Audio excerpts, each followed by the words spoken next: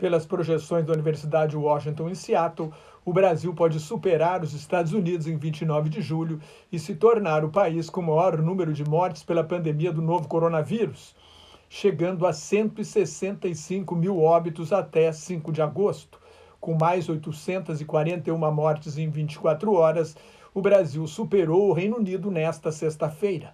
Agora é o segundo país em número de mortes pela Covid-19, de acordo com dados do Conselho Nacional das Secretarias da Saúde. O Brasil já era o segundo em casos confirmados. Com mais 24.255 casos num dia, chegou a 829.902 casos confirmados. O total de óbitos está em 41.901, enquanto no Reino Unido houve 41.481 mortes.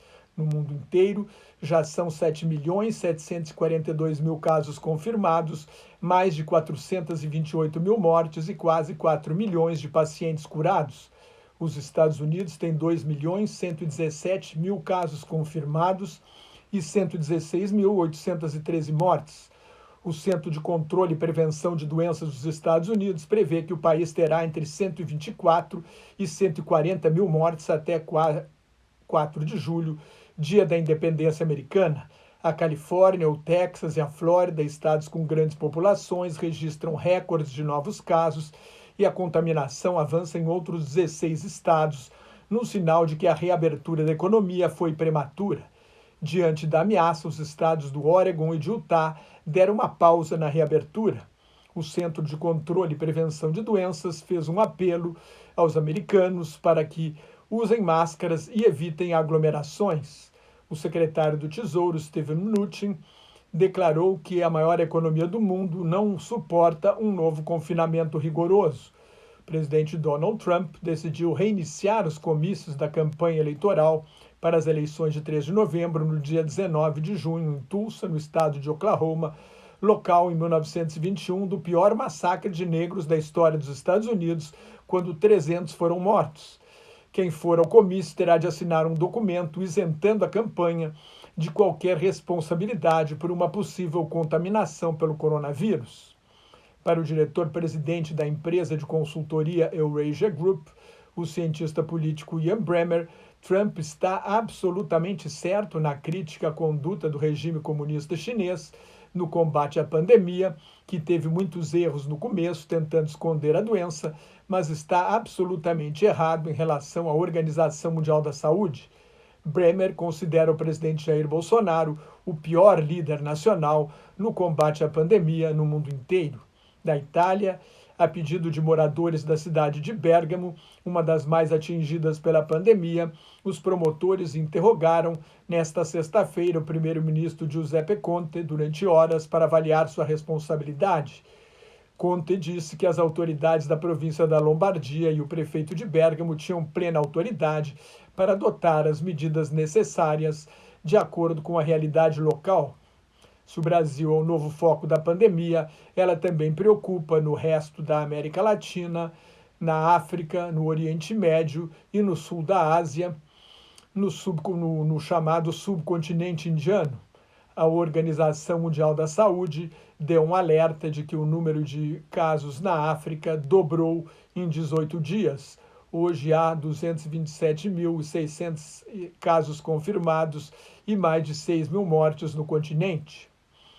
Com um recorde de mais 11.458 casos em 24 horas, a Índia chega a um total de 309.603 casos confirmados. É o quarto país em número de casos, atrás dos Estados Unidos, do Brasil e da Rússia. O total oficial de mortes na Índia é 8.890. A China, origem da pandemia, fechou vários mercados de rua em Beijing para conter novos focos de contaminação. Tem um total de pouco mais de 83 mil casos e 4.634 mortes pelos dados oficiais. Depois de tentar esconder a doença no primeiro momento, o regime comunista adotou um confinamento rigoroso e conseguiu conter a pandemia, mas não evitou que se alastrasse pelo resto do mundo. Pela primeira vez desde abril, Israel registrou 214 novos casos, mais de 200 num dia. O primeiro-ministro Benjamin Netanyahu ameaça reimpor um confinamento rigoroso. Israel tem 18.876 casos confirmados e 300 mortes. A Comissão Econômica para a América Latina, a CEPAL, teme que 326 mil crianças tenham de trabalhar no subcontinente. Na Argentina, que está há 2 anos em recessão, com a pandemia, a pobreza absoluta aumentou de 40% para 45% da população.